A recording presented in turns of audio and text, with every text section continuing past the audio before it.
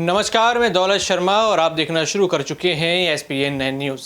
ED के कब्जे में फंसे हेमंत सोरेन लगातार यहां पर बचने के उपाय खोज रहे हैं और अपनी गिरफ्तारी के खिलाफ वो सुप्रीम कोर्ट गए थे, लेकिन यहां पर सुप्रीम कोर्ट ने ये पूरी याचिका सुनने से मना कर दिया है। और अब यहां पर कपिल सिब्बल जो उनके वकील हैं पूरी तरीके से यहां पर भड़कते हुए नजर आ रहे हैं। आपको बता दें, यहां पर राज्यसभा सांसद और वरिष्ठ अधिवक्ता कपिल सिब्बल ने कहा कि उच्चतम न्यायालय को झारखंड के पूर्व मुख्यमंत्री हेमंत सोरेन की प्रवर्तन निदेशालय द्वारा गिरफ्तारी के मामले में हस्तक्षेप करने से इनकार से पहले मामले के गुण दोषों को सुनना चाहिए था।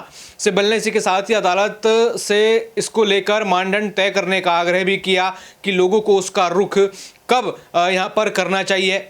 और भारतीय जनता पार्टी पर भी बड़ा निशाना उन्होंने साधा। उन्होंने कहा कि चाहता है कि कोई भी विपक्ष मुख्यमंत्री अपने पद पर ना बना रहे और हर जगह केवल डबल इंजन की सरकार हो। भारतीय जनता पार्टी पर भी बड़ा निशाना यहां पर कपिल सिब्बल साधते हुए नजर आए हैं। सबसे पहले आपको सुनाते हैं कि कपिल सिब्बल यहां पर क्या कह रहे हैं और किस तरीके से हेमंत सोरेन के लिए वो आवाज उठा रहे हैं। अब हमारे चीफ जस्टिस साहब ने यह भी कहा है कि जब कोर्ट का ऑर्डर पास हो जाए तो वो प्रॉपर्टी, वो जो संपत्ति है वो पब्लिक की होती है, उस पर हम टिप्पणी भी कर सकते हैं। तो इसलिए मैं आज टिप्पणी कर रहा हूं।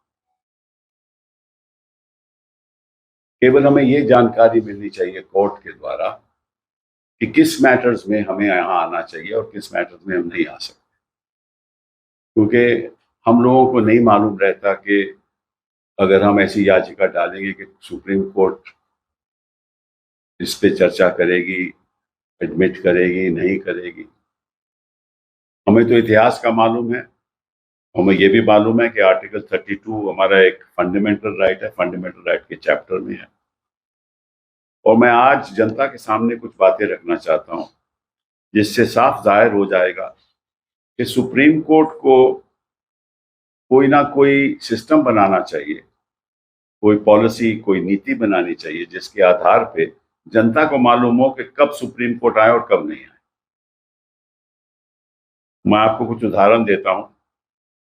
अर्नब गोस्वामी के मामले में तुरंत 32 पिटीशन हुई और सुप्रीम कोर्ट ने उसको एडमिट किया और राहत भी दी। बिल्किस याकूब के मामले में भी ऐसा हुआ, विनोद दुआ के मामले में भी ऐसा हुआ।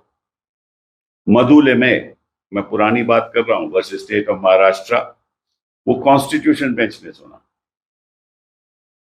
Kerala union of journalists article 32 में आए, उनकी सुनवाई हुई। अमीश देवगन की सुनवाई हुई। Meena versus state of UP, justice Kaul और जस्टिस धूलिया ने सुनवाई की।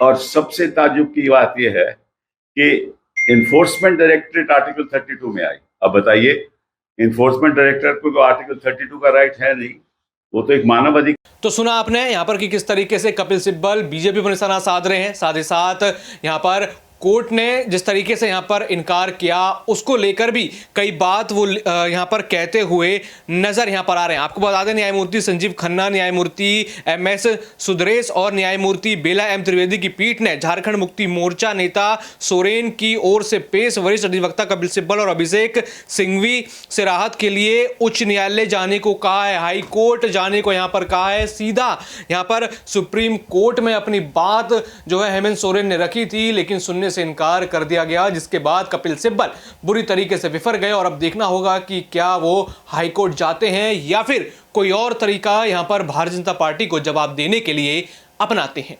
बाकी और भी ऐसी खबरें जानने के लिए देखते रहिए SPN 9 न्यूज़। धन्यवाद।